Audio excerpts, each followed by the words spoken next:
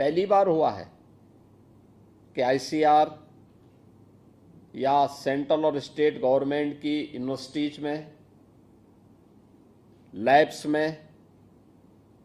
या फिर कृषि विज्ञान केंद्रों में जो कृषि वैज्ञानिक कार्य कर रहे हैं, वे पहली बार किसानों के खेत में जाकर के उन्हें प्रशिक्षण दिए हैं। कृषि संकल्प अभियान अभी हाल ही में प्रधानमंत्री जी के उस विजन को साकार करता हुआ दिखाई देता है। और ऐसे ही पशुधन के सेक्टर में भी, डेयरी क्षेत्र में भी जो अनंत संभावनाएं थी, उन संभावनाओं को हमने उत्तर प्रदेश जैसे राज्य में कभी भी ईमानदारी के साथ आगे बढ़ाने के लिए पिछली सरकारों ने प्रयास नहीं किया। उसी का परिणाम था कि धीरे धीरे करके यहाँ पे उन्नत नस्ल का हमारा पशुधन नष्ट होता गया। सबसे अच्छी उर्वरा भूमि यूपी के पास, सबसे अच्छा जल संसाधन उत्तर प्रदेश के पास, उन्नत नस्ल का पशुधन भी यूपी के पास हुआ करता था। लेकिन धीरे धीरे करके ये चीजें लुप्त प्राय होती गई। अब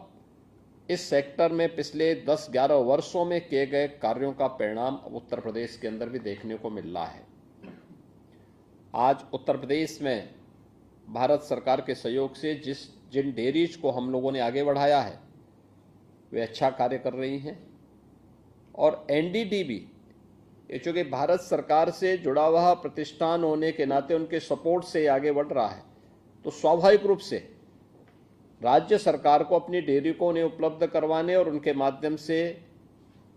जो प्रॉफिट शेयरिंग में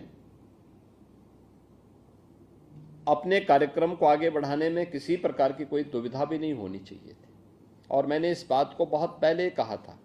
कि भाई ये कार्यक्रम हमारे पहले होने चाहिए, और जो भी बंद हो करके उस जिसमें सैकड़ों करोड़ खर्च हुए हैं उन डेयरी को बंद करके स्क्रैपिंग करने की बजाय अगर हम उन्हें संचालित करके पूरी क्षमता के साथ संचालित करेंगे तो नौजवानों को रोजगार मिलेगा, अन्नदाता किसान और पशुपालकों को अतिरिक्त आमदनी होगी, और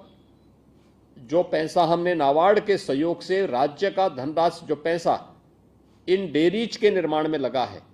यह उसको रिटर्न करने में कुछ सफल हो पाएंगे।